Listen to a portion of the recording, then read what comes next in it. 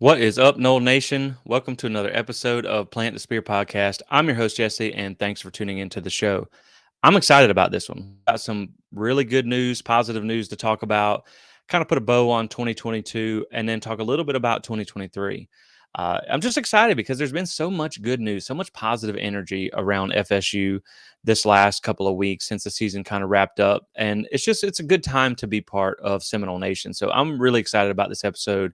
And, I almost stayed up last night to record after the coaching hire news, but I knew I needed to go to bed so I could do it today. But I was just really pumped up because, man, Florida State's all in on football again, and it feels nice. You have finally, you have a real AD. You're getting your football only facility. You got legit NIL backing.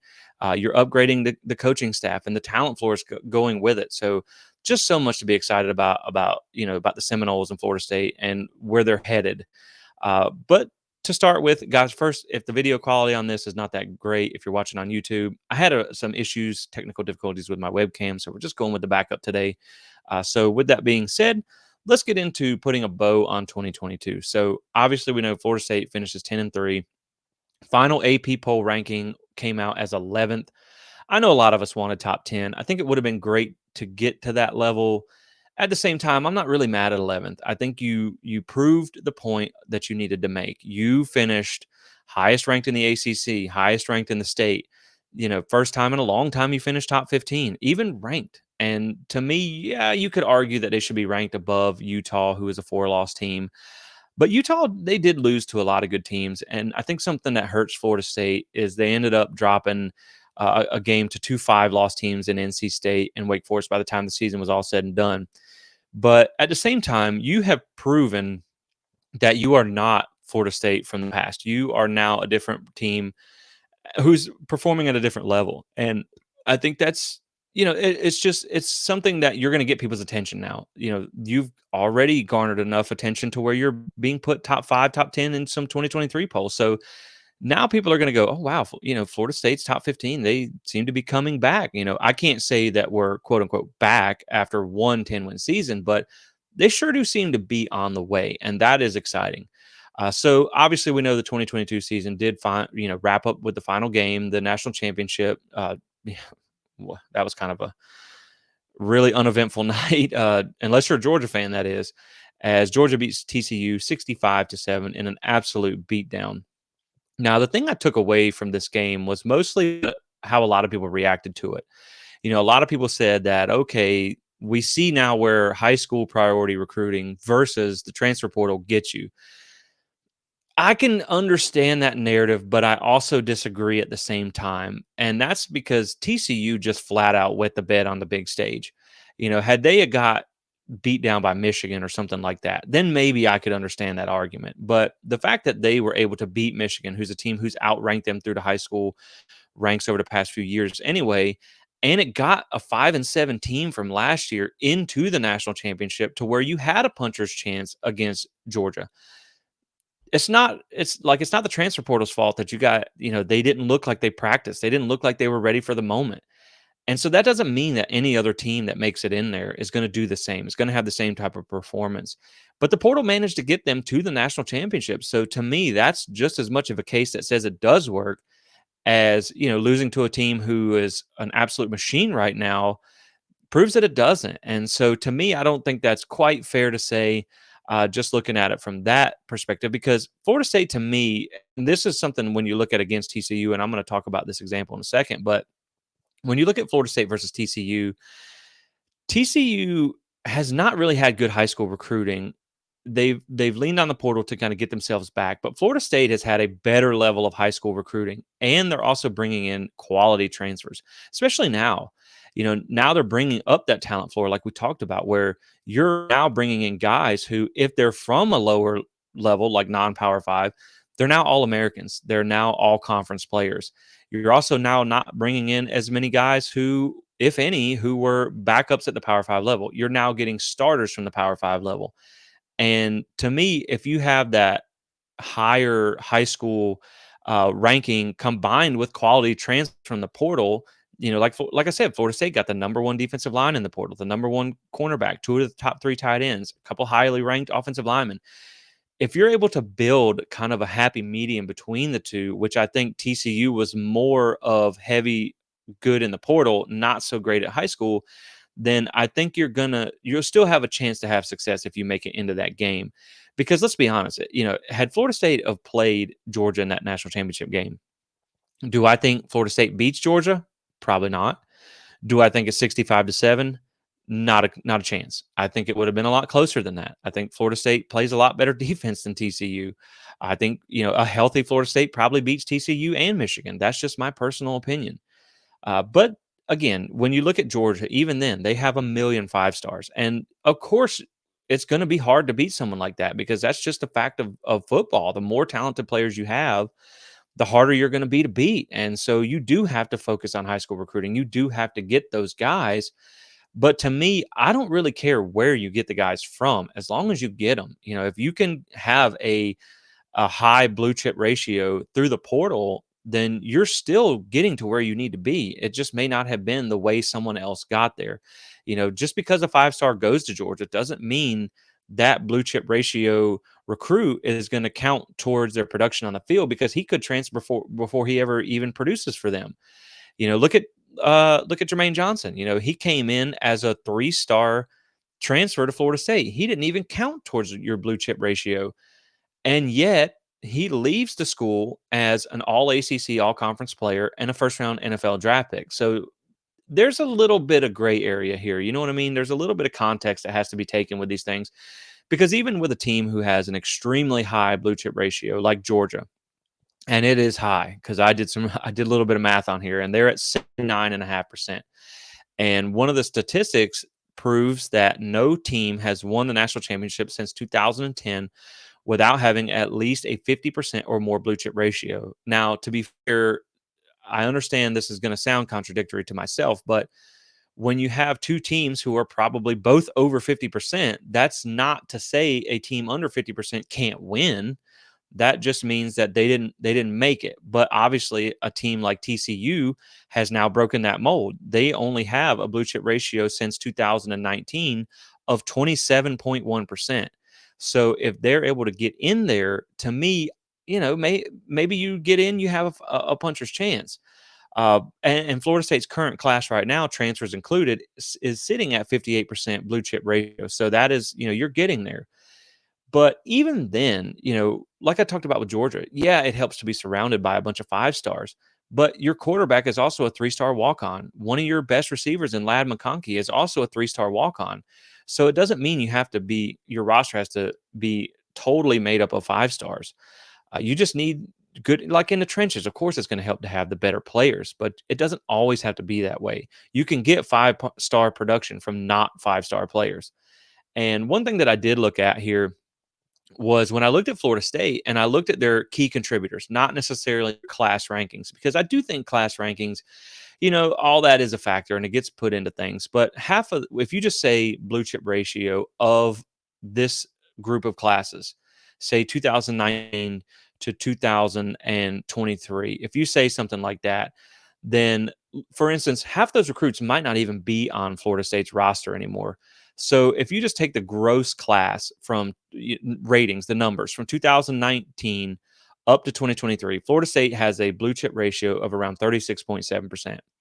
But what I did was I looked at the key contributors on offense and defense for this team. Guys who, maybe 2 running backs. I think it was around 46 guys total because you're looking at Trey Benson and Tua Philly and Rodney Hill. You're looking at 6 different wide receivers who are all key contributors to this team for Florida State. And that blue chip ratio is around 45.7%. So you can see, like, if you're adding in these pieces, it can boost that up more than just looking at raw recruiting rankings. So again, I think Florida State, they're elevating that level. They're getting closer to where they need to be statistically.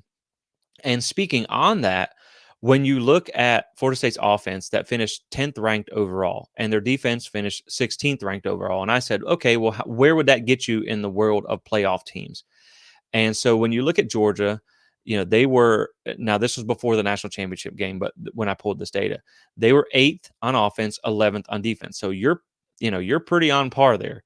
TCU 13th on offense, 78th on defense. So you have a better offense and a better defense than that of TCU. And so to me, Florida State just really needs to clean up a few things because you're already producing at the level of some of these playoff teams.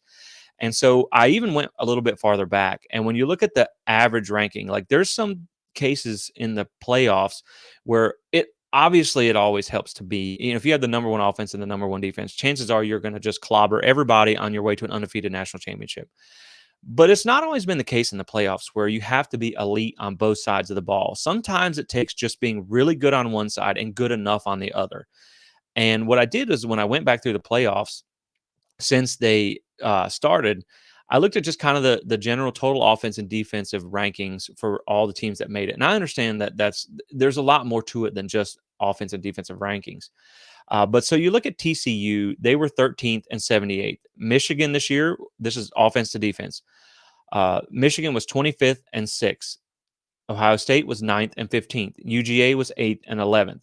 So you had a couple teams there that were just barely skirting in the top 25 on both sides of the ball. And to just save us time, I'm going to go from the average recruiting ranking, or excuse me, the average ranking of offense and defense on both sides of the ball through all four playoff teams. So this year's was 14th on offense, 28th on defense. 2021, your average offensive rank was 29th, defensive rank was 10th. In 2020, your average offensive rank was 10th, defense was 33rd. And it continues down the line, basically kind of the same way. So as you can see, it's not always who is number one on both sides of the ball that wins the national championship. And the reason I bring that up is because Florida State's production, like we said, 10th and 16th, is on par to about where you need to be. But a lot of people were worried in 2023 that you might have another top 10, top 5 type of offensive performance, but could the defense hold up? And now that we see they've made some coaching changes and added some more pieces through the portal, I think you're going to get a better season next year out of your defense than you did this year. But with that being said, like if Florida State can have another top 10, top 5 type season on offense, and you can get another top 15 season from your defense, that's good enough to be in the playoffs. That's good enough to win the whole thing. It comes down because there's more to it than just that. There's luck. There's how hard is your schedule? How, do you play complementary football? The mistakes that we saw Florida State make. If you can get the production that you got this season and clean up some of that, get better in the red zone. We're going to talk about that. You'd be amazed at where you can find yourself at the end of the season because again, TCU, they were nowhere near as good as Florida State was on defense, and they still made the national championship. So I do think if Florida State just continues to elevate that floor and continues to get better, on both sides of the ball and just clean up the little things, I feel like they're already in a position to where they can contend with top tier teams. And so up next, we are going to transition into 2023 now. So we have to start that with the coaching hire. Florida State obviously had to replace Marcus Woodson with at DBs. He moved on for Arkansas, and this was a position where there was a lot of names being thrown around. And for me, I wanted someone obviously who could coach DBs well because that's important. The coaching is the number. I mean, you're a coach. That's why you're there. But I also thought this was an opportunity to address a need in recruiting. And if you know anything about Mike Norvell and you've seen what he's done in the portal, probably the best thing he does is address needs on a need by need basis. And so I think he knew that as well. He knew he needed a strong recruiter. He knew he needed ties to South Florida. And so they went out and per Pete Thamel, ESPN, I don't know that it's been made official yet, but Mike Norvell tweeted about it. So I guess that's about as close as you can get. They went out and got Patrick Surtain. Now, I think it's not been official because he's still on staff with the Miami Dolphins. And he is expected to finish throughout their playoff run. I believe they play the Bills coming up next, so it may not be a long run. But anyway, to me, this is an excellent hire. I think has the potential to really be a home run hire for Mike Norvell. And it really shows that he's not messing around anymore. I really think he's showing that he's here to play for keeps. Because when you look at Patrick Surtain Sr., because you may be familiar with his son, who is now in the NFL as well. So he's originally a New Orleans native. He comes from Edna Carr High School. Now, if that name sounds familiar, that's because it is. That's where Florida State defensive back Greedy Vance went to high school and Destin Hill. So maybe the saga gets a little deeper here. I don't know if that has anything to do with anything. But as far as what you're getting from a coach from Patrick Surtain, I think you're getting a guy who's going to be able to coach your DBs because he was such a high level DB. I think you're going to see an immediate upgrade at coaching. When you talk about his college career, he played college ball at Southern Miss from 94 to 97. He was a Conference USA Defensive Player of the Year in 97 and a first team All Conference USA player in 96 and 97. Then he went on to have an 11 season career in the NFL, partially with Miami, partially with Kansas City, and was selected to 3 Pro Bowls. So it's not just like he existed on an NFL roster. He was good in the NFL. So you have a guy who's played the position at the highest level and done good at the highest level. So to me, this is an immediate upgrade at the coaching position as far as on the field coaching, because you're getting an intelligent defensive mind who not only can coach your secondary better, but when it comes to input into the defensive meetings between all the coaches and Adam Fuller, this is a guy, and this is no offense to Marcus Woodson, but this is a guy who I think is going to bring even more to the table by way of what he puts in as far as the whole defensive scheme as well as coaching. So again, I'm excited about what he brings as far as the coaching aspect. Now, speaking of coaching, he did end up being the head coach at American Heritage High School in Florida. And he was on staff a few years before he took over as the head man, but he was there from 2016 to 2021. And American Heritage is a powerhouse high school in South Florida, and he helped add to that. He helped put them in the premier standings because he had a 65-10 record at there as head coach, 3 state titles, and put multiple players in Division One as well as the NFL, including Florida State's own Brian Burns, what came from American Heritage. So again, guys, like you can just see that he has coaching acumen. He was, successful as a high school coach. Now, no, he hasn't ever coached at the college level. And I know some people wanted to raise some concerns about, well, he's never recruited at a college level either. But when you think about it, he being from such a powerhouse high school and sending so many players to Division One, he's been around recruiting. He's been around these circles for a long time. His own son, was a high-ranking recruit and now into the NFL. So he's been through the process. He's familiar with it, and I am the least bit concerned about his ability to be able to recruit. Now, is currently, like we mentioned, on staff with the Miami Dolphins through the end of this season, and I like that. Now, he may only be a defensive assistant currently, but if the Dolphins thought he was good enough to bring him in on their defensive staff, then I think he's probably going to be good enough on Florida State staff as well. And you also get those NFL connections now because, when you play college football, one of your highest goals that you're trying to reach is to make the league. And now you have a guy who can coach you up, who was an NFL DB, who had a successful career, and he also has those connections at the NFL level. Say he puts a bug in somebody's ear that, hey, this Renardo Green guy, this Greedy Vance, whoever the case may be, is a high quality DB at Florida State, someone you may want to give a look.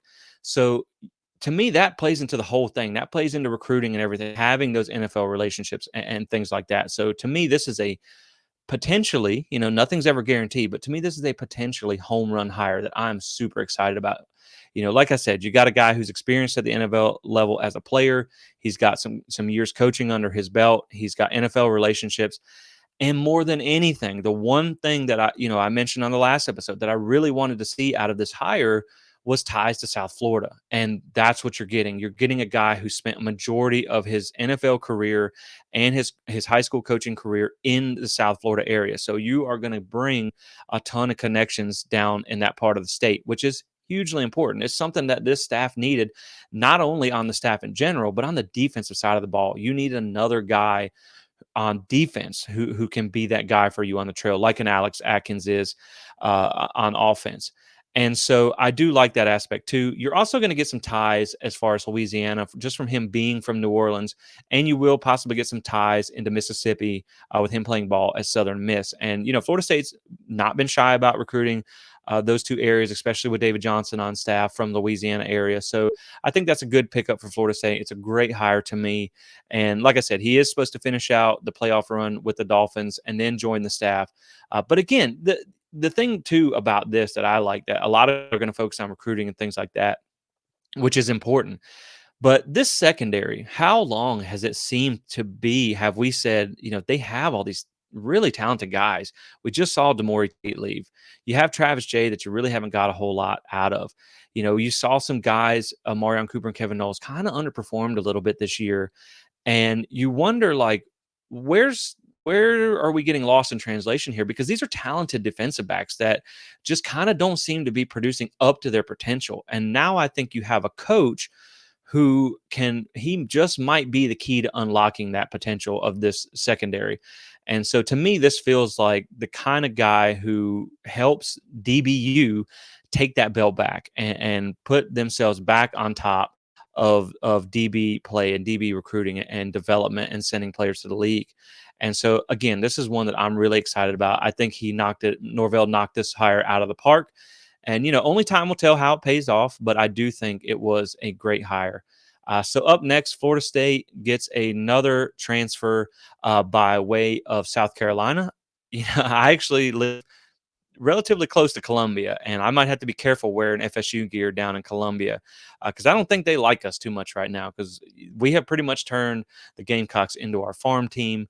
And I like Shane Beamer. I think he's a fun guy or whatever, but it has kind of turned into a good pipeline of talent for Florida State. So anyway, getting back to Gilbert Edmond, the transfer here, defensive end, comes in at 6'5", 250 pounds, 701 snaps of experience, all of it at South Carolina, 654 snaps in 2022. So primarily, all of it came last season.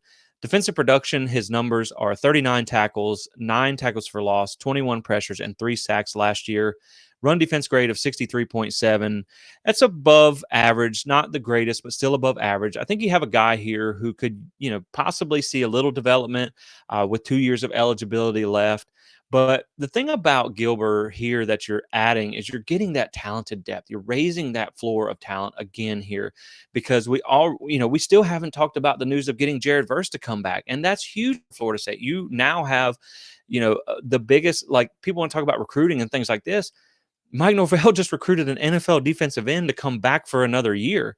And I'm sure NIL had a lot to do with that. But either way, like, that's probably not an easy sell. So to me, that's still a part of recruiting in itself, to be able to get all your own players to come back, because you're seeing teams like Miami, like Florida, like Texas A&M losing 20 plus players to the portal.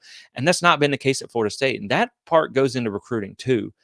But so now you have the NFL caliber defensive end coming back in Jared Verse. Huge boost for this defensive line. Absolutely transforms what that room looks like. But now you also bring in another experienced veteran player.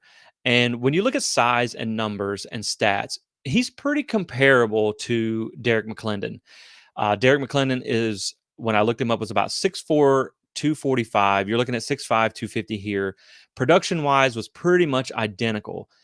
Now, you may not be raising the ceiling here by adding someone like Gilbert Edmond, but at the same time, when Derek McClendon steps off the field, say he's your starter opposite of Jared Verse. Well, now you have a basically carbon copy of a guy who can come in, and your production and your talent level drops off not a bit. It may even be higher.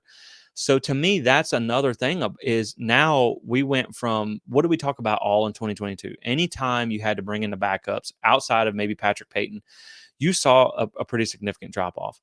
But now that your twos are going to be a more experienced Patrick Payton, and you're going to have a Daryl Jackson coming in off the bench, you're going to have Gilbert Edmond coming in, who's an experienced player from the SEC.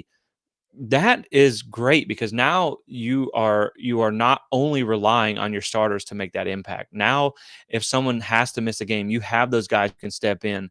And so, to me, I think this was a big get for Florida State, just to add to that further depth that they needed up front at the position because we saw how much a difference it made in 2021 when you had Keir Thomas and Jermaine Johnson, when you had that legit pass rush. You see the difference it makes when you have Fabian Lovett and Jared Verse on the field at the same time. And so now, you have added that depth. You're not relying on freshmen anymore to come in and carry the load in a season that you're hoping to accomplish big things. And anytime we talk about 2023, I look at it through the view of what Florida State's trying to do. And, to me, I think a quick sidebar conversation is a lot of people talk about Florida State is going all in on 2023. And that does seem like the case. I mean, like we said, Florida State is all in on football again. You got a good AD. You have a football only facility coming. You got NIL backing. You're raising the talent floor, your blue chip ratio, and things like that. You're improving all that stuff. But they are pushing the chips into 2023. And I'm okay with that because you guys know as well as I do that it's not easy to win a national title. It's not even easy to win the conference. And so if you have the horses in the stable to be able to do so, then there's no reason not to take advantage of that. Because not only do you need to capture that talent, the success with the talent that you have while you have it, it's going to pay dividends going forward in recruiting. If Florida State is able to come out after next season and sell an ACC championship, sell a playoff berth, or whatever, then that's building for the future too. That's not only building for 2023. Sure, you may see a drop off in 2024 when you have to replace a lot of these guys, but you're also going to elevate those future classes by harnessing the success and then selling it after you have it. Because if Florida State had a 10-3 season, finished number 11, you now have everybody's attention. You have these recruits' attention. If you can follow that up with another successful season, then I feel like you're going to really start to get your name into the mix for some of these big recruits. And you're already doing that. You're already seeing Florida State pop up in top threes and top fives of these higher ranked recruits. The 2024 class is top five already. So it is paying off. And, that's the other thing about the hire of Patrick Surtain to me. To me, that is a not only a we are going to get better, potentially better coaching for the DBs right now in 2023. So yeah, okay, you could say that's building for now, but you're getting connections in South Florida for the future. So that is to me, that's a double-edged move. You're also getting that talent and those connections for the future. So to me, Florida State's not just building for this year; they're building for the future too. Mike Norvell just knows how hard it is to win at a really high level, and he has the horses to do it. So you have to jump on that. And like I said, you have a top five quarterback and things like that. And I know like I said, people are going to talk about blue chip ratios and things like that, but you know, Jordan Travis was a 3-star. Like I said, Jermaine Johnson was a 3-star transfer. And now you have a top five rated quarterback in the country, you know, who doesn't even count towards your blue chip ratio. You have a first round NFL draft pick that didn't count towards your blue chip ratio. So it's not, to me, it's not always about star ratings and blue chip ratios. It's about returning talent and returning production. And so to me, Florida State is able to do that for 2023, to go all in to win, but they're still building towards the future. You still have a lot of talented young guys who now can come in, because let's look at 2023. Florida State should realistically blow out 4 to 5 of these teams. And so now you're going to have guys able to get a lot more experience that they weren't able to get in the past when Florida State was in a dogfight against, a lesser matched ACC team. Now you can get those guys in at the end of like a 38-3 Syracuse or 45-3 Miami or 41-16 Georgia Tech, or those types of games.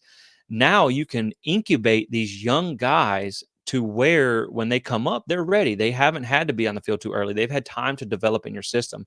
So to me, the success in 2023 is also building for the future by getting more success to sell, by getting your younger players more experience, by hopefully, blowing out teams and being able to get those younger guys more experience. So to me, it is a mixed bag of building a little bit of both. So I just wanted to touch on that.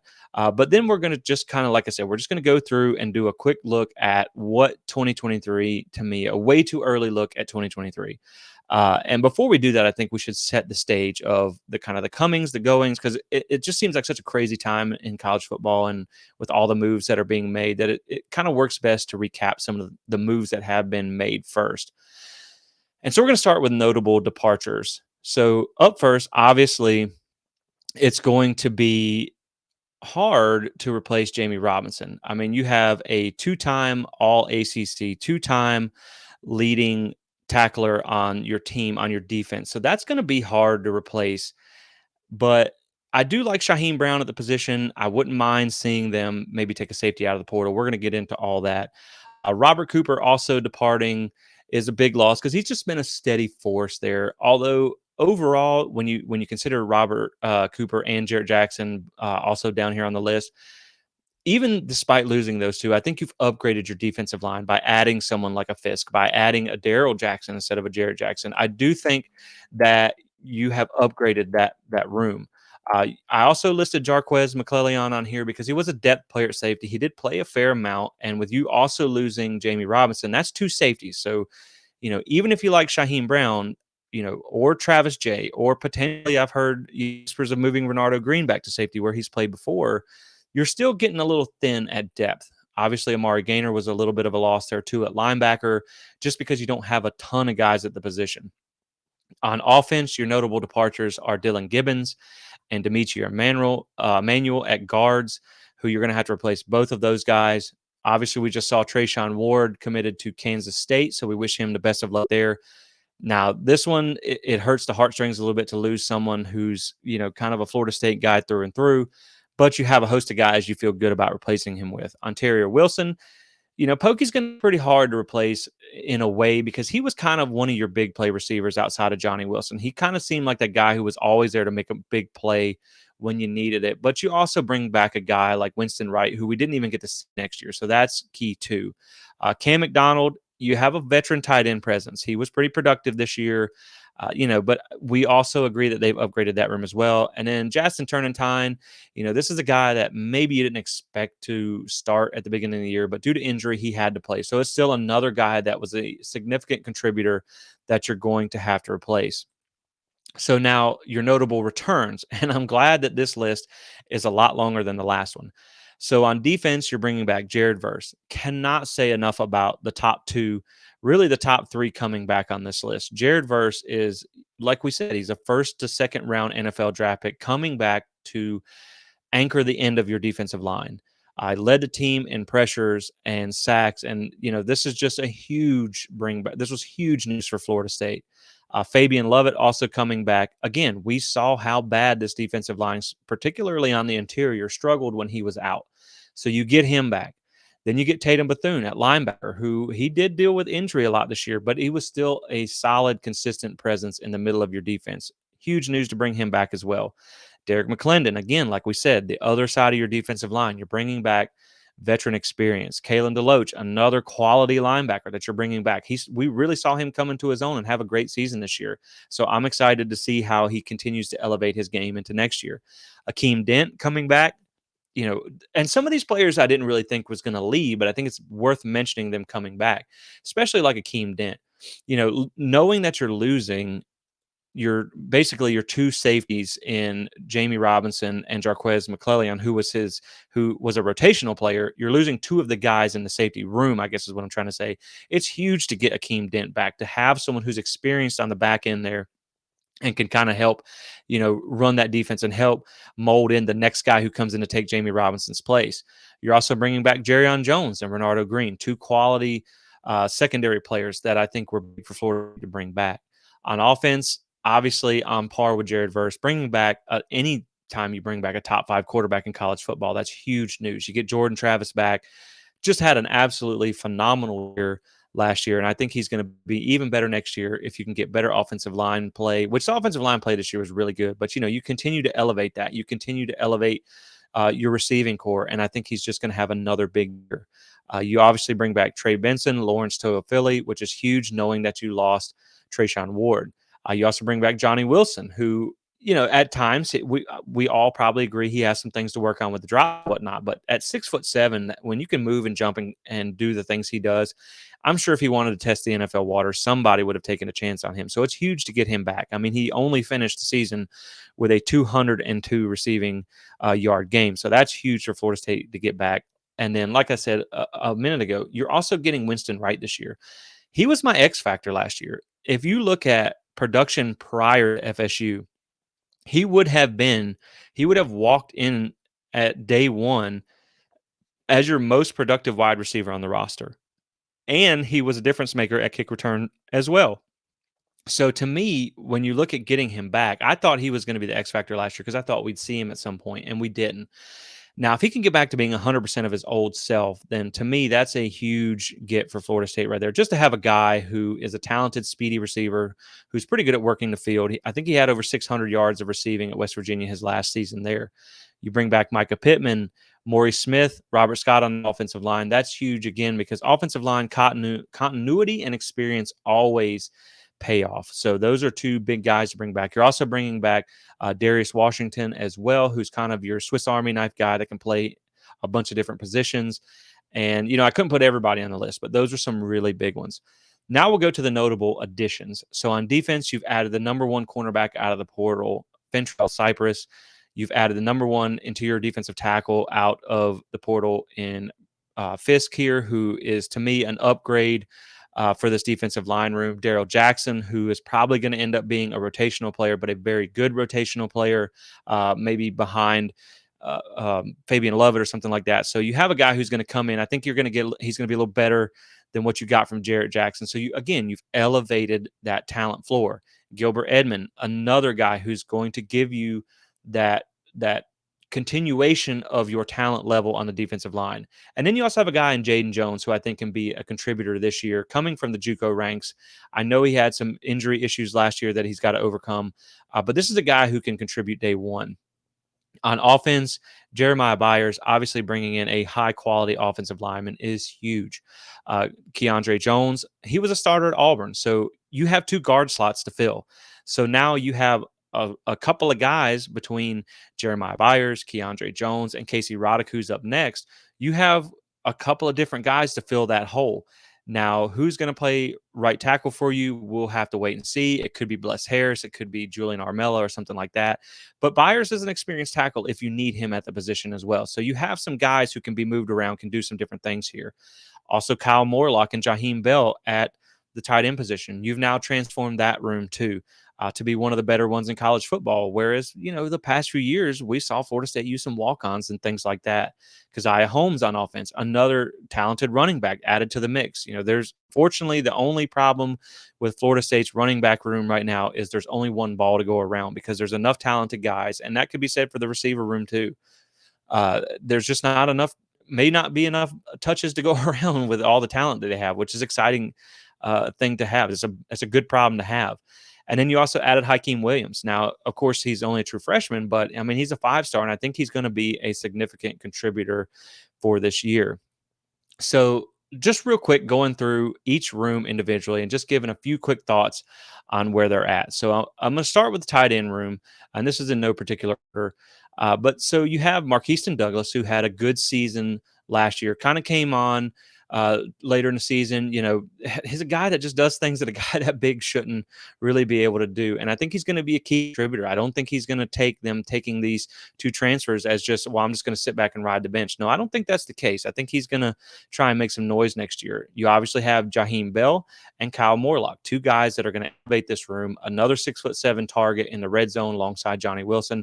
And Jaheim Bell is a guy who produced at the SEC level and is a guy you can use in multiple positions. And I'm personally excited to see how Mike Norvell gets him involved.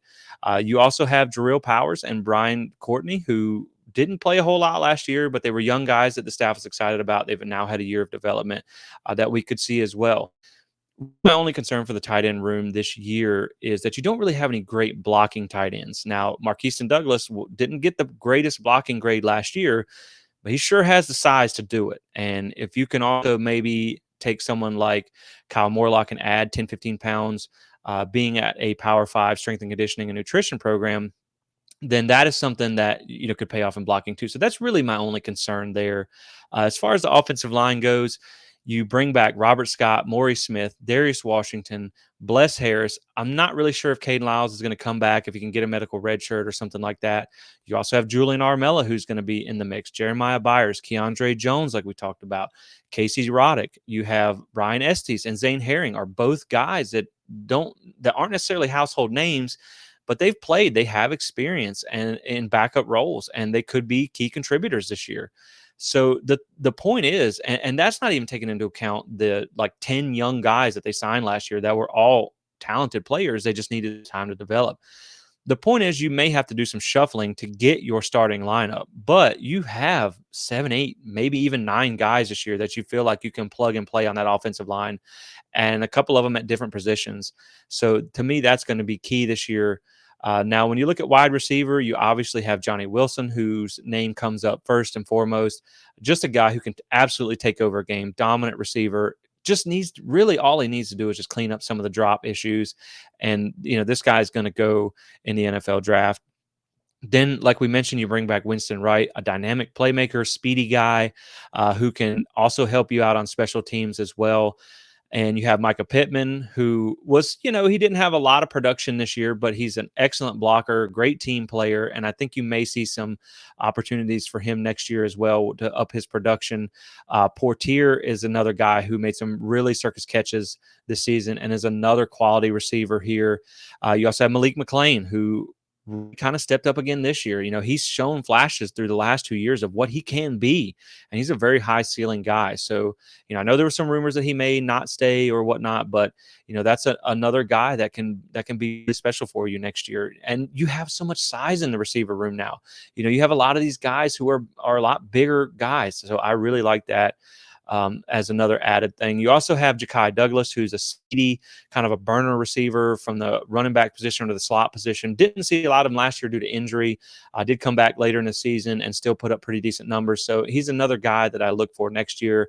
That's going to be an exciting player to watch because he is really fast. I mean, he is a burner. Darion Williamson, another guy who we didn't see a lot of him because of injury, but he had, against BC, he had 98 yards in the first game. You're like, who's this guy? And he's almost got a 100-yard game. You don't see him until the bowl game where he averages 11 and a half yards a catch on 2 catches. So this is another guy that can be a significant contributor. You also have Deuce Spann at wide receiver, who was a guy that we know is an elite athlete. We know he has great size. He's still transitioning from the quarterback position into wide receiver. So he's someone who you didn't see a whole lot from last year, but as he learns the position, as he learns this offense and gets better, he's another guy who has a high-end skill set that can be taken advantage of. And then, of course, you have Hakeem Williams, 5-star freshman wide receiver, who you're going to see a lot of this year. He's going to be a key contributor. And there's some other guys here, too, that can contribute. But these are the main ones that I'm watching for 2023. So you have we just named 1, 2, 3, 4, 5, 6, 7, 8. We just named 9 guys that I feel like step on the field right now and contribute at a high level. So you're looking at, probably 10 total receivers when you factor in some of the other guys like Vandrevius Jacobs and things like that, 4-star receiver coming in this year that will be able to contribute. So again, I'm super excited about this receiver room, just seeing how Jordan Travis played this year. And I just feel like next year, again, Florida State can run and pass, and that's hard to me. It presents a challenge to defenses when you're good at both, and you can bring in guys off the bench who are good at both. As far as running back goes, obviously, we know this is a very talented room coming into next year, even losing Trayshawn Ward. You have Trey Benson, Lawrence Toafili, Rodney Hill, CJ Campbell, and Sam Singleton, all guys that I'm super excited about. And speaking of the future, think of 2024. You still have 5-star running back Cam Davis, who is an elite level athlete. There's just some videos that come out the other day of him throwing the ball like he could be a quarterback almost. And so you have him coming down the way too. But even in 2023, you have about 3 to 5 backs that you feel really good about producing at the college level. And, so again, you have depth at the position. And when we saw Trayshawn Ward transfer out, that's a byproduct of depth. And I know sometimes it hurts to lose that player. You don't want to see a talented player go somewhere else from the portal. But at the same time, it's good to know that you have good enough talented depth that a guy like Trayshawn Ward, who is now going to go and probably start at the 2022 Big 12 conference champion. He just left because he probably wasn't going to get enough touches in your running back room. So that again it's a positive and negative at the same time. That you have to lose him, but you also have him there. So I really don't have any concerns here as far as that goes. And in receiver, I really didn't have any concerns there either, just other than the drops. You just got to clean some of them things up. As far as offensive line, I really didn't have too many concerns there either. Just really finding the right fit for guys and staying healthy. I think that's going to be key for them. That's my biggest concern on the offensive line, is just staying healthy. At quarterback, obviously we know Jordan Travis returns. Currently, you have Tate Rodemaker, AJ Duffy, and Brock Glenn on the roster. Now, could we see someone transfer out? It's entirely possible. We've seen an NIL deal with AJ Duffy, but not Tate Rodemaker. And I do feel like the biggest concern for me here is going to be talented depth if you lose Tate Rodemaker. Now, he may not leave. He may be, a Sean McGuire 2.0 who's okay, taking advantage of his opportunities when it comes, even if it doesn't come often. Jordan Travis stayed fairly healthy this year. And if that's not the case at some point, not to jinx anything, but you're probably not going to want to go straight to AJ Duffy. You're going to want Tate Rodemaker, who still is, he still had some pretty ugly throws, but he was able to show you that he can come in and beat a team like Louisville with a good receiver set and a good offensive line, which they had even lost some offensive linemen in that game too. I believe Robert Scott went down. So I think it is crucial to keep Tate, but at least if you do have to go to the backup like an AJ Duffy, then you have a guy who now has a year of experience in the system and will now be in year two. Maybe you even look for, a certified clipboard holder out of the portal or something like that. But I don't think they would do that. But they know that situation. I just really don't know. I hope Tate stays because I think he will be a crucial part of this offense if something were to happen. But that's really my only concern there. Now, when you look at the defensive line, I think this is a room that has been completely transformed from what we thought it was going to be. When you thought you might lose Fabian Lovett, when you thought you might lose Jared Verse, now you're looking at, you have Jared Verse, you have Fabian Lovett, you have Fisk, you have Patrick Payton, you have Daryl Jackson, you have Derek McClendon, you have Gilbert Edmond, you have Dennis Briggs, you have Malcolm Ray. I mean, I can keep going. You have Josh Farmer, you have Daniel Lyons, you have young guys like Bishop Thomas, Ayobami Tafasi, Jaden Jones from the JUCO ranks, which we talked about. Even Lamont Green Jr. is a freshman. You have a stinking host of guys to really be excited about. And some of them, like a Jared Verse, like a Patrick Payton, who is, to me, is on the verge of being a really special player and has the tools and mechanics to do it. You have some really quality guys here. You have some really top tier college players. How many will end up being high draft picks in the NFL? I don't know, maybe one or two of those guys with Jared Verse and Patrick Payton and things like that. But you have really high level college players here. And so to me, now the defensive line went from being a concern to being a strength in 2023. And you have some depth that you feel really good about, because even your young guys like Daniel Lyons, Josh Farmer, Patrick Payton, all these guys now have a lot of experience from when they were forced to play because of other guys being injured in front of them. So now you feel better about your depth players on top of that. And, anytime you can bring in waves of defensive linemen who are healthy and capable and rested, I think that's going to pay big dividends for Florida State this year, because that's somewhere that they struggled, especially on the interior in run defense. So now I think you have a two deep that is really solid. That's going to be one of the better two deeps in the conference. And I think that's going to pay big dividends. So looking at the linebackers, obviously your impact players here are going to be Tatum Bethune, Kalen DeLoach, DJ Lundy, Brendan Gant, and even Blake Nicholson. I think this is a guy that you're going to see get some playing time this year too, just because you don't have a lot at the position. And he is a very talented freshman. You also have Omar Graham Jr., who had a lot of praise out of practice last year. We just didn't see a whole lot of him. So you have some young guys that may get into the rotation. Now, to me, in my opinion, if Florida State can find another good linebacker in the portal, I would probably take the chance on taking him, just because, to me, I think the concern here is your depth. If you were to be without one of your two top guys, your talent level does fall off a little bit after Bethune and Kalen DeLoach. So I think you have a good linebacker room. You just don't have a deep linebacker room. But at the same time, a lot of times you're only going to run two linebackers. So I don't think it's a huge deal with the way college football is played nowadays. But I wouldn't mind seeing them snag a little bit more depth there, especially now that you really don't need a whole lot more other than in the secondary, maybe at safety, and which we'll go to next. So Now you have in your secondary, you have Fentrell Cypress, number one rated corner out of the portal. You have Renardo Green, who had a really solid season last year, coming back for another year with a lot more of experience, with a lot more experience, should I say. You also have Amarion Cooper and Kevin Knowles. And I mean, I don't want to just say because these guys fell off a little bit last year that they're not as good as, whatever as we saw before they fell off. Maybe it was just a flash in a pan or something like that.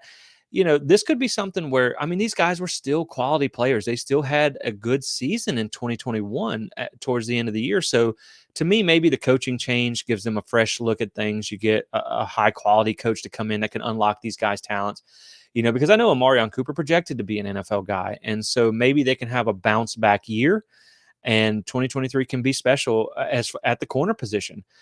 You still have Jerryon Jones, you have Greedy Vance, you have Azarie Thomas, who's another young guy who's really talented and also now has experience. It's the safety that's really your only concern right now. And you have Akeem Dent, who I feel really good about. He's experienced, he's a talented player. And you have Shaheem Brown, who I'm high on. Like a lot of people might not be that high on Shaheem Brown or think they need to go to the portal. I think he's a guy who can do the job for you. He has some experience. He got a pretty good bit of playing time last season, and I think he can step into that role this year. But you just don't have a whole lot of depth, and a lot of that depends on how ready and quality they feel they're going to get from Travis Jay, because he was a really high end player. We just haven't really seen it translate to much. So, again, I would like to see them take a safety out of the portal if there's a quality one there, because that's really, to me, depth at linebacker and depth at safety are your two biggest concerns in the defense. But other than that, I think your defense has elevated its talent level to where it should be better this year. I think you'll have better coaching in the secondary and another year in the system. So I do think, and with the defense, it all plays together. Your defensive line helps your secondary and things like that. So, and vice versa. So I think you're going to see a better defense next year just because you've upgraded the defensive line. You brought back your best players at linebacker. You upgraded your secondary at the corner position by getting Fentrell Cypress. It's just, you got to replace a really good player in Jamie Robinson. That's the one kind of thing that you still have left out there.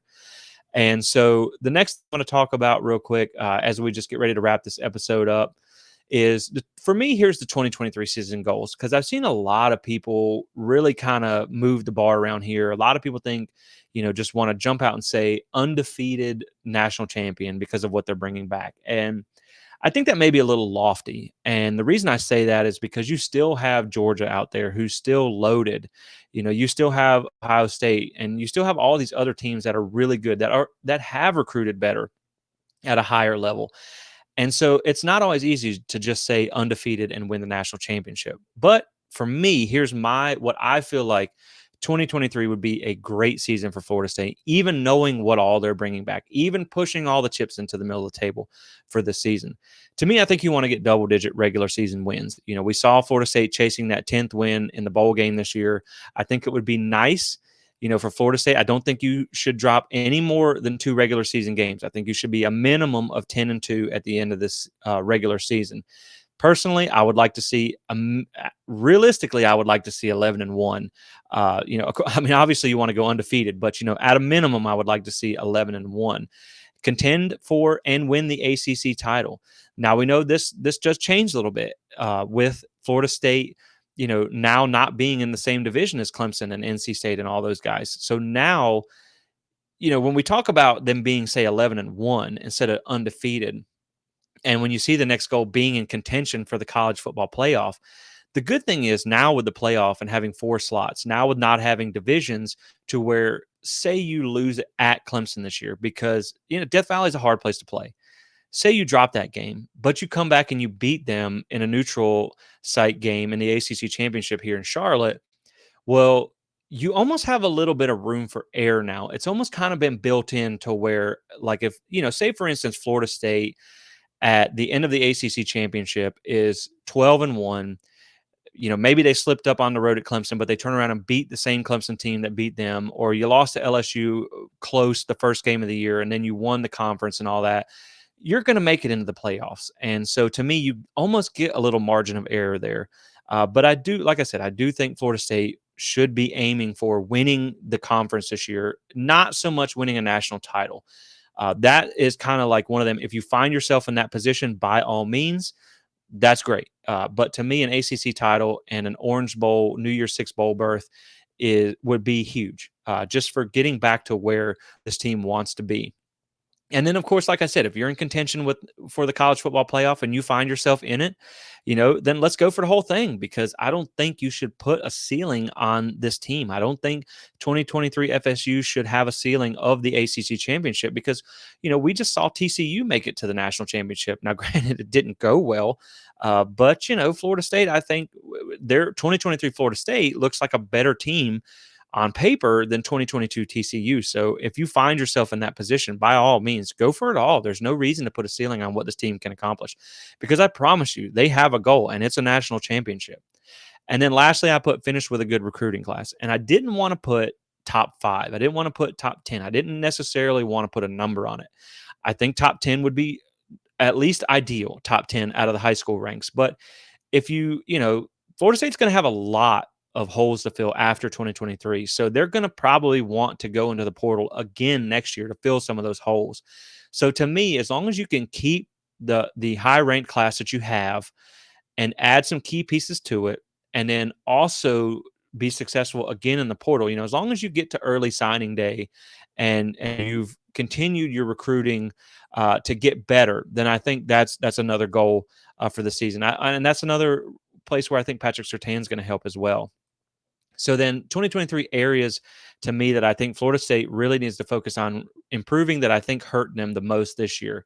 So first up, you have to say play better against better teams. Now I understand this may upset a few people that I say that, because, they did beat LSU. They did beat Florida, who's really not that good, but you still have to beat Clemson. You still have to get past Wake Forest. You still have to beat a team like NC State. Now, you don't play NC State this year. You play Wake Forest, but they don't have Sam Hartman. And that's another thing that we talked about, was where I talked about midseason, was where a team like Florida State had a lot less experience at that respective program in that system than a team like Wake Forest had, than a team like Clemson had, than a team like NC State had. I even went as far to break it down by snap counts to show the difference in experience each team had. And the thing is, now, one thing that I mentioned there is the tables are eventually going to turn. And now we're seeing that. Now Florida State is bringing back more people. Now they have more experience on the roster. So now it's time for Florida State to beat the Wake Forest, to beat NC State, and you say you don't play them, but you might, you could end up playing them in the ACC championship game. You have Pitt on your roster, who's another quality team that you're going to have to go up there and beat them. So, I understand Florida State blew out, I think it was like 4 or 5 different ACC opponents, which is great that you're able to blow out those lower level opponents. But now you have to beat that better competition. And of course, it's going to start with LSU, and they beat them last year, which was an impressive win. But you got to do it again this year. Next up is improving on red zone play. I definitely think this is somewhere that Florida State has to get better in 2023. When you look at 2022, Florida State was 60th in the country, scoring at a rate of 84.85%, 69.7% touchdowns.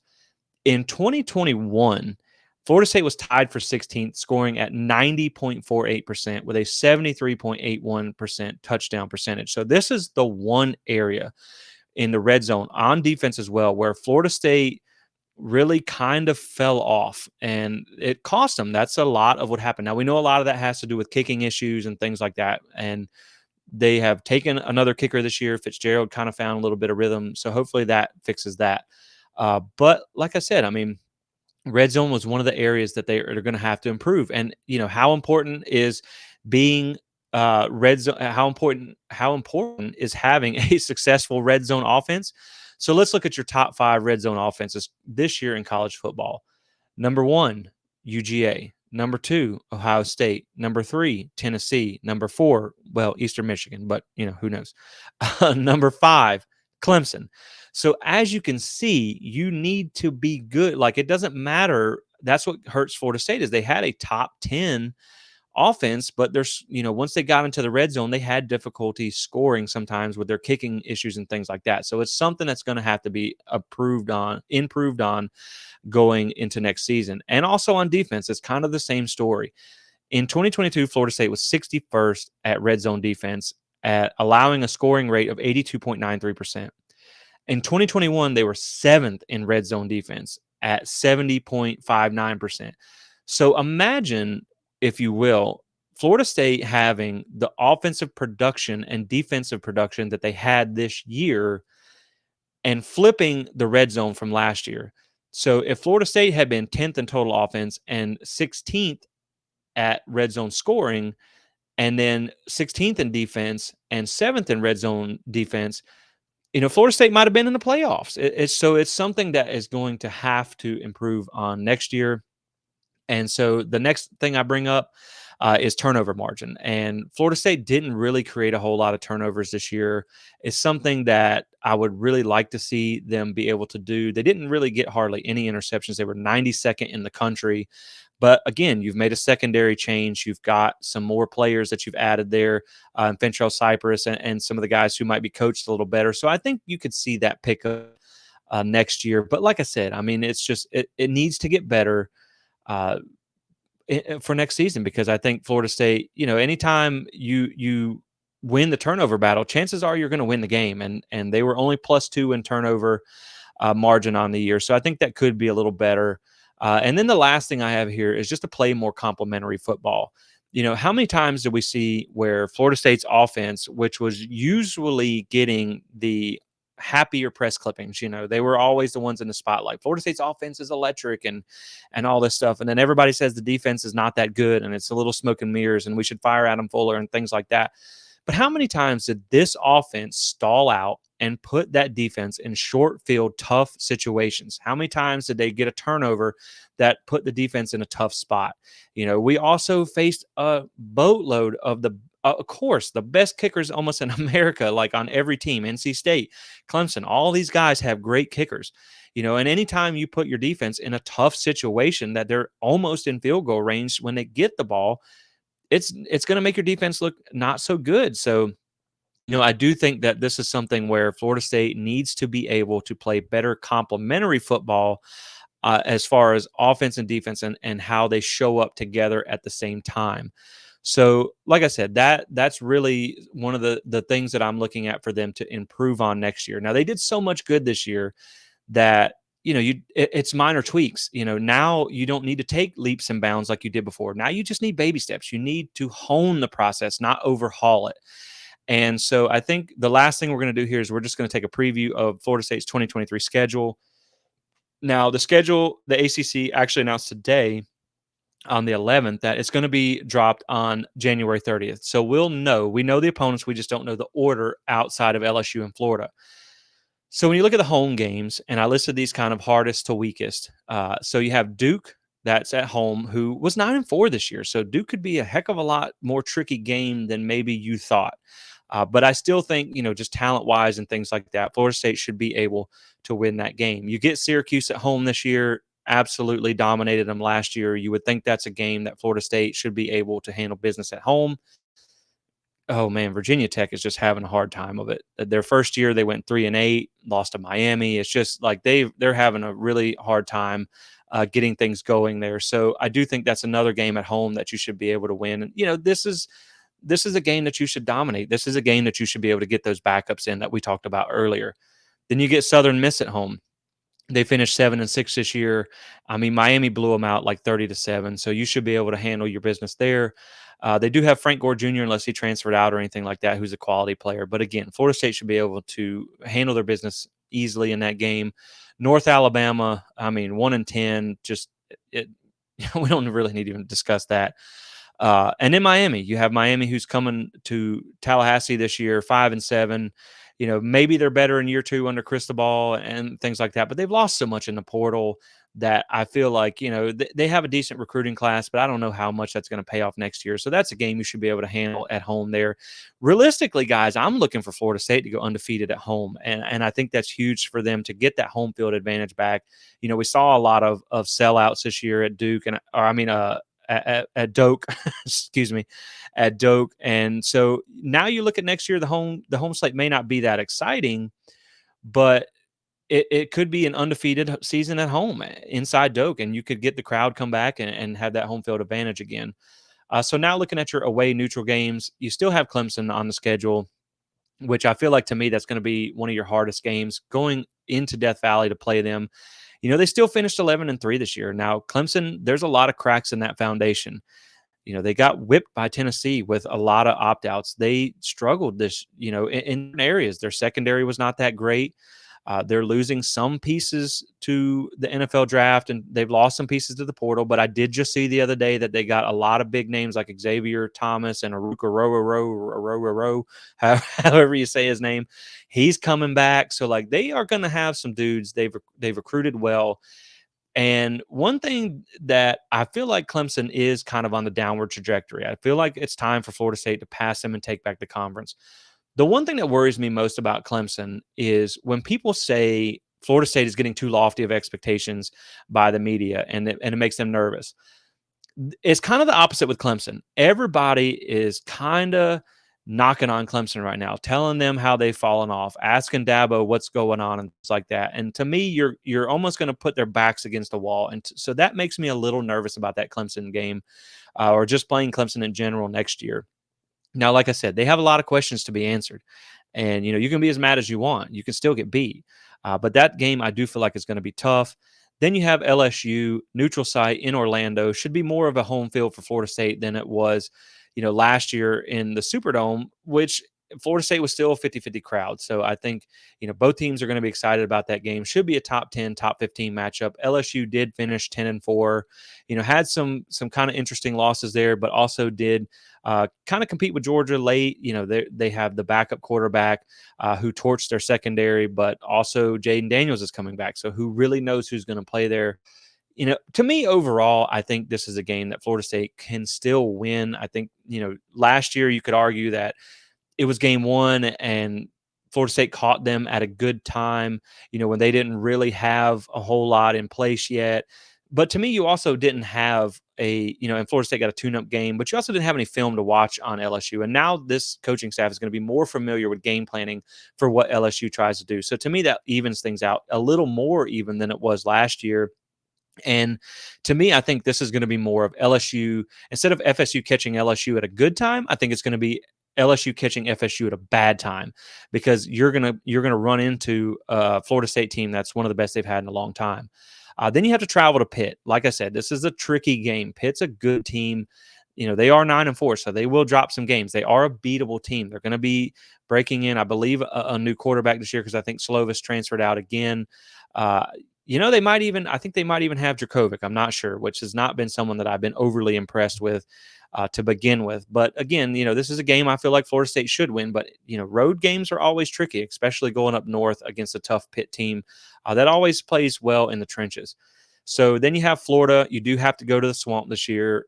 I want to say year two, Florida might be better under Napier, but they've lost so much in the portal. And, there's a lot of things right now with their NIL collectives, and they might be missing out on Rashada and things like that, where Florida looks like it might be coming apart at the seams. This might have been looking real good in the beginning, but, the closer up you get to it, the uglier it looks. And Florida could be in trouble next year because they don't really have a quarterback outside of a Wisconsin transfer. They've lost a ton of guys, out of the trenches. So Florida is going to be a bit of a wild card. We'll have to wait and see how the roster shakes out. But I do feel like that's a game you should be able to go win in the Swamp regardless. You get Wake Forest on the road. You have travel up there. Not a tough environment to play in. No Sam Hartman. They've lost a couple of other talented guys. So to me, I think it's time to kind of humble Wake Forest a little bit. You saw their coach, Dave Clawson, who's done a heck of a job there. He got a little arrogant last year with, when he had Sam Hartman and things like that. But to me, I think it's time to humble Wake Forest a little bit. And I think Florida State should be able to do that. Now, Wake Forest has always been a little bit of a thorn in Florida State's side, so you can't take it lightly. But I do think they should be able to win that game as well. And then Boston College, just absolute train wreck of a season this year at 3-9. So many injuries in the trenches. Now they don't have Zay Flowers. Now they don't have Dracovic. So they're going to kind of be rebuilding. Boston College, I just hope they don't make us the red bandana game, because those games always make me nervous. And it will be, it's not easy all the time winning at Boston College. But I do feel like just talent disparity and the way things went this year, I think Florida State should easily be able to handle that game. So really, when you look across the board here, you got Clemson that makes you a little nervous, LSU and Pitt. And other than that, I feel really good about where Florida State stands in their 2023 schedule. And as long as they can cut out the mistakes like we talked about and not make all the costly penalties, because most of the games we saw Florida State lose this year was their own fault. It wasn't so much them getting beat, it was them beating themselves. And so if you can take that next step and if you can play, your best football in those big games and rise to the challenge, then, we didn't see Florida State play down to the competition this year. Every time they played bad teams, they seemed to blow them out of the water. We also didn't see Florida State play up to the competition outside of LSU. Outside of the LSU game, they really just kind of looked bad against Wake Forest. NC State, they started hot, blew a 14-point lead, and couldn't get any points in the second half to beat a team with a quarterback who couldn't throw the ball. They wouldn't even let him throw the ball. And then Clemson, to be honest, Florida State probably should have won that game had you not have kind of blown it and let it come apart there in about 2 minutes of football. So as long as they can clean those things up and really, they've elevated everything else, I think Florida State really does honestly have a chance to get double-digit regular season wins and look at going into the ACC championship as a potentially anywhere from 10-2 to 12-0. I put last year, I put their absolute floor with injuries and things like that at being 6-6. I put their ceiling at 10-2, and I thought they'd probably go around 8-4, 9-3 in the regular season, that is. And this year, I think in the regular season, you're going to want to put their floor somewhere around 10-2. Anything less than that, I think, would be a disappointment. I think obviously you can't get any higher than 12-0 in the regular season, so I think that's a possibility too. But like I said, guys, even if you slip up one game, you still have the ability to make the ACC championship. Now, if the game you slip up in is against Clemson, and you also, you have 14 playoffs, because, another thing that I looked at recently was a lot of the teams in the playoffs now would never have made it if it wasn't for there being the playoffs. Georgia wouldn't have played in, I think, 2 or 3 of their national championships. Clemson would have missed one. Ohio State would have missed one. So you almost have a little bit of room for error. But, I just feel like the floor has been raised, but the ceiling should still be limitless for this team because they do have the talent to make a run in 2023. But like I said, overall, when you look at a team like Georgia, who's a machine and probably going to make it back because they have a pretty weak schedule, it's hard to say whether you're going to win that or not. So to me, I think looking at 2023, you've elevated at almost every position except for safety, which the jury's still out because you can still add pieces from the portal. I think that, like I said, realistically, you're looking at double-digit regular season wins into the ACC championship that hopefully you can win the conference and then either secure a New Year's Six bowl game or get back to the playoffs. And to me, that's a success. And that's what I'm looking for. Now, obviously, all this is going to change. We're going to refocus and take looks at all this again before next year because we're going to have to look at who's lost what Florida State's added after this, and any other changes.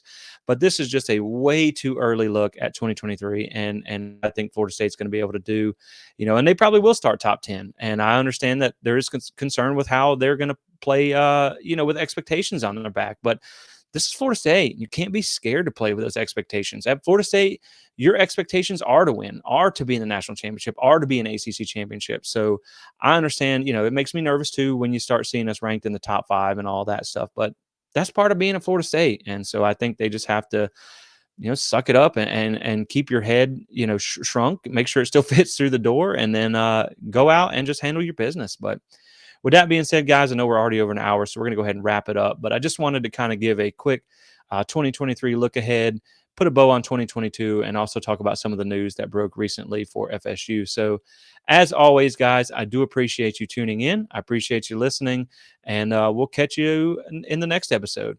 Go Noles.